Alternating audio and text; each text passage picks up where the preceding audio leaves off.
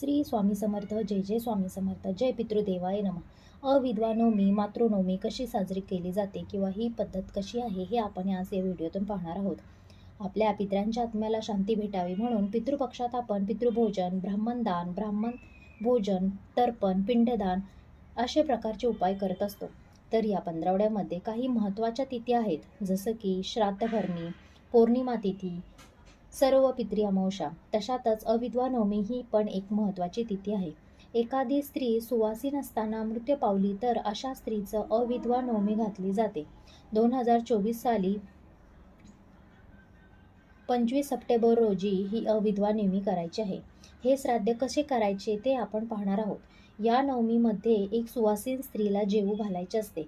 तुम्ही अगोदरच 1-2 दिवस एका स्त्रीला जेवणासाठी, सुवासीन स्त्रीला जेवणासाठी आमंत्रण करा.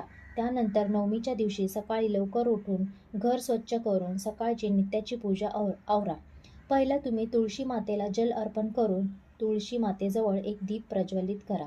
त्यानंतर तुमचा उंबरठा साफ करून तिथेही तुम्हाला दक्षिण दिशेला एक दीप प्रज्वलित करायचा आहे. तो तुमच्या पितरांसाठी दीप प्रज्वलित केला जातो. या दिवशी तुम्हाला गोडाचा नैवेद्य बनवायचा असतो. ज्यादातर ठिकाणी पुरणपोळीचा नैवेद्य बनवला जातो. त्या पुरणपोळीच्या नैवेद्यामध्ये सगळ्या प्रकारच्या भाज्या वापरून घेतल्या जातात, जसं की बटाटा असतो, मेथी असते, भेंडी असते, कारलं असतं, गवारी असते. अशा प्रकारच्या भाज्या वापरून घेतल्या जातात. त्यानंतर भजी, पापड, मुळ्याचे काप, सफरचंदाचे तुकडे, काकडीचे तुकडे, डाळिंबाचे दाणे अशा पद्धतीने हे ताटाचे जेवण बनवले जाते. त्यानंतर पहिले आपल्या घरातील मृत महिलेचा फोटो मांडायचा आहे. त्यांना फूल, अगरबत्ती, दीप लावून त्यांची पूजा करायची आहे. त्यानंतर तुम्हाला पहिल्यांदा गाईला नैवेद्य द्यायचा आहे. त्यानंतर तुम्हाला कावळ्यालाही घास द्यायचा असतो. तुमच्या घरातील देवालाही नैवेद्य दाखवायचा आहे. आणि नंतर तुमची जी सुवासीन स्त्री तुम्ही जेवणासाठी बोलवली आहे तिला तुम्हाला जेवू घालायचं असतं.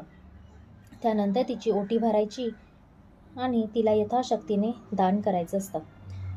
दक्षिण दिशेला तोंड करून पितृमाताला तुम्हाला नमस्कार करायचा आहे आणि तुम्हाला असंच बोलायचं आहे की आम्ही जे आज अन्नदान केलेलं आहे, जे काही दान केलेलं आहे ते आम्ही तुमच्या स्मरणार्थ केलेलं आहे आणि तुमचा आशीर्वाद आम्हावरती, आमच्या कुटुंबावरती, मुलाबाळांवरती राहावा हीच आमची अपेक्षा आहे, असं बोलून तुम्ही नमस्कार करायचा आहे.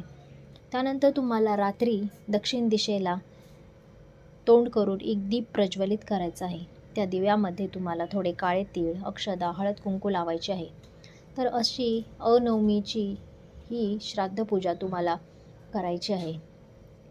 ही पूजा मुलगा करू शकतो, पती करू शकतो आणि मुलगीही ही पूजा आपल्या आईसाठी करू शकते. ही जर माहिती तुम्हाला आवडली असेल तर माझ्या चॅनलला लाईक आणि सबस्क्राईब करा.